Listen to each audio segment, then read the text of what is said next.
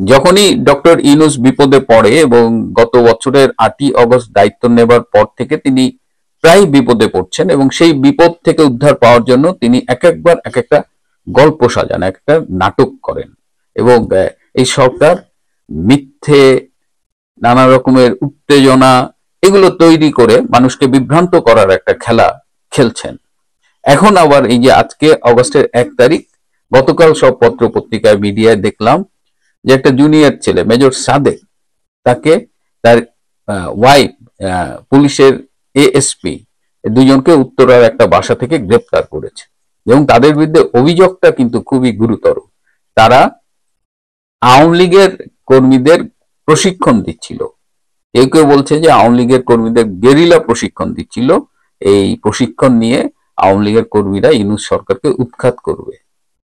মানে গল্প প্রতি সরকারি টুকটাক করে, কিন্তু এরকম গাঁজাখুরি গল্প, এই চিত্রনাট্যগুলো কারা লেখেন এটা নিয়ে আমার একটু খুব জানতে ইচ্ছে করে। সেই চে গুয়েভারার কথা মনে পড়ছে। সেই বলিভিয়ার বনে 12 জন বিপ্লবীকে নিয়ে তিনি বিপ্লবের স্বপ্ন দেখেছিলেন। তো বাংলাদেশে মনে হচ্ছে সেই রকম বসুন্ধরার কোথায় এক কনভেনশন হলে সেখানে 400 জন আওয়ামী লীগারকে তিনি ট্রেন আপ করেছেন। এছাড়া আরো পত্রিকায় দেখলাম যে মোটামুটি 1500 মোট 1900 আওয়ামী লীগারকে নাকি তিনি ট্রেন আপ করেছেন। এই 1900 আওয়ামী লীগার ডক্টর ইউনূসকে উৎখাত করবে। আচ্ছা, ডক্টর ইউনূসকে উৎখাত করার জন্য আওয়ামী লীগের 1900 কর্মীকে ট্রেন আপ করবে, তারা কি করবে?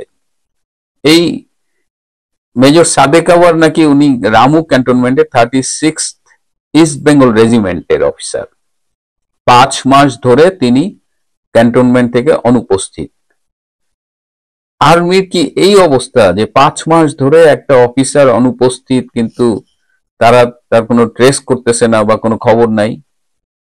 ওয়ারাজ রামু, আপনারা জানেন যে এই মিয়ানমারের সাথে মানবিক করিডোর নিয়ে রামুতে একসময় খুব উত্তেজনা ছিল। এমনও চিঠি আমরা দেখেছি যে রামু থেকে কোনো অফিসার বা সৈনিককে ক্যান্টনমেন্টের বাইরে যেতে মানা করেছে, আর সেইখানে একটা মেজর 5 মাস ধরে নাই। আওয়ামী লীগের কি এই মুহূর্তে গেরিলা সংগ্রামের প্ল্যান আছে? গেরিলা সংগ্রাম করার কি প্রয়োজন আছে? ডক্টর ইউনূস যা করছে, গত 1 বছর ডক্টর ইউনূস যেভাবে একের পর এক ব্যর্থ হচ্ছে, এখানে আওয়ামী লীগের কিছু করার আছে? আওয়ামী লীগ তো চুপচাপ তাদের ঘর গোছাচ্ছে, তাদের সাংগঠনিক বিভিন্ন কাজ করছে, আগামী নির্বাচনে তারা কিভাবে অংশগ্রহণ করবে, সেই নির্বাচনের সম্ভাব্য প্রার্থী কারা হবে, এইসব কাজ করছে। তাদের সভানেত্রী এবং অন্যান্য নেতৃবৃন্দ বিভিন্ন কর্মীদের সাথে যোগাযোগ করছে, ভার্চুয়াল মাধ্যমে কথা বলছে। তো এইখানে তো আমি তো এগুলো একটু ফলো করি, আমি তো কোথাও দেখলাম না যে আওয়ামী লীগ এরকম গেরিলা যুদ্ধের প্ল্যান করছে। আরো হাস্যকর হলো যে এই গেরিলা প্রশিক্ষণ আপনি ঢাকায় দিবেন, ঢাকায় যেখানে গোয়েন্দারা গিজ করে, আর্মি আছে, র্যাব আছে, পুলিশ আছে, কেউ টের পেল না। এই কর্মীদের নাকি সে আবার ওই মিরপুর ডিওএইচএসএস আরো ঢাকার কয়েকটা জায়গায় ট্রেন আপ করছে। কি ট্রেনিং দিছে? অস্ত্র ট্রেনিং, সশস্ত্র ট্রেনিং? সে তো অ্যাবসার্ড। এই একদিন একবেলা 3 ঘন্টা 4 ঘন্টা বা 8 ঘন্টা বসে আপনি সশস্ত্র ট্রেনিং দিচ্ছেন? সশস্ত্র ট্রেনিং কি ঢাকায় দেওয়ার কথা? যদি দেয়ও, তো মানে আপনি যদি একটু চিন্তা করেন যে সাদেক, মেজর সাদেক এই কাজ করে ফেলছে। আচ্ছা, মেজর সাদেককে কেন টার্গেট করা হলো বলেন তো?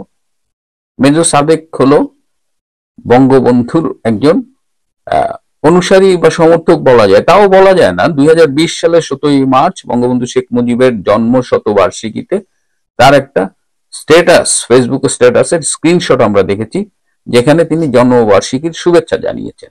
এটা যে কোনো বাঙালি এটা জানাতেই পারে। আমাদের এই যে সেনাবাহিনী, তার যে অফিসার, তার এখনো 80% লোক এই মুক্তিযুদ্ধের পক্ষের। এটা আমি রিপিট করছি যে 80% of Bangladesh military officers today, তারা 71-এর মুক্তিযুদ্ধের চেতনাকে ধারণ করে। এটা তো বাঙালি হিসেবে এটা আমাদের একটা মৌলিক দায়িত্ব। এখানে তো মানে সরকার বিরোধী হওয়া, আওয়ামী লীগের, এটা বঙ্গবন্ধু তো আওয়ামী লীগের বিষয় না। বঙ্গবন্ধু সবার, প্রতিটা বাঙালির যারা স্বাধীনতার চেতনাকে বুকে ধারণ করে। সো মেজর সাদেক, এখন তাকে দিয়ে এমন একটা গাল গল্প সাজানো হয়েছে যে গল্পটা আসলে বিশ্বাস করতে চাইলেও বিশ্বাস করা যায় না। খুবই কষ্ট হচ্ছে যে এই চিত্রনাট্য এত দুর্বল হয়ে গেছে, এখন ভয় হচ্ছে যে একে নিয়ে আবার মিথ্যে মামলায় ফাঁসানো, কেউ কেউ বলছে তাকে হত্যা করা হতে পারে, হোয়াট এভার। আর্মি জানিয়েছে তার তার বিরুদ্ধে সেনা আইন অনুযায়ী তদন্ত চলছে এবং সে দোষী প্রমাণিত হলে তার সেনা আইন অনুযায়ী বিচার হবে, সেটা আর্মি তারা প্রেস ব্রিফিং এ বলেছে।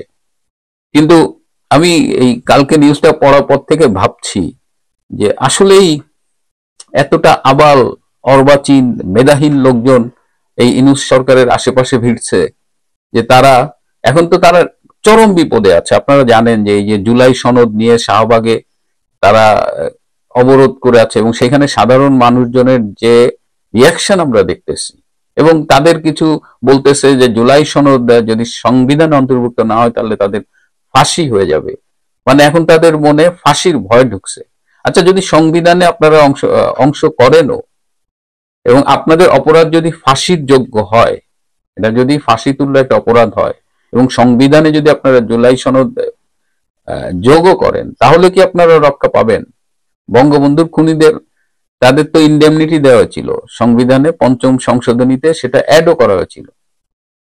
কত বছর পরে তাদের বিচার হয়েছিল এবং তাদের অধিকাংশ ফাঁসিতে ঝুলেছিল। একটু ইতিহাস থেকে শিক্ষা নেন জুলাই বিপ্লবীরা।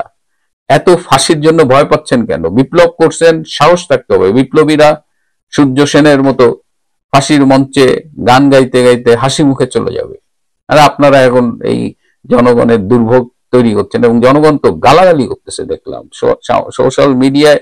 আপনাদের তো, আপনারা যেটা বুঝতে চাচ্ছেন না, স্বীকার করতে চাচ্ছেন না, সেটা হলো যে গত বছরের জুলাই আগস্টের জনসমর্থনের তলানিও মানে সামান্য এখন অবশিষ্ট নয়। এখন যা আছে সেগুলো হলো যে শিবির, জঙ্গি, জামাত, এইগুলো আছে।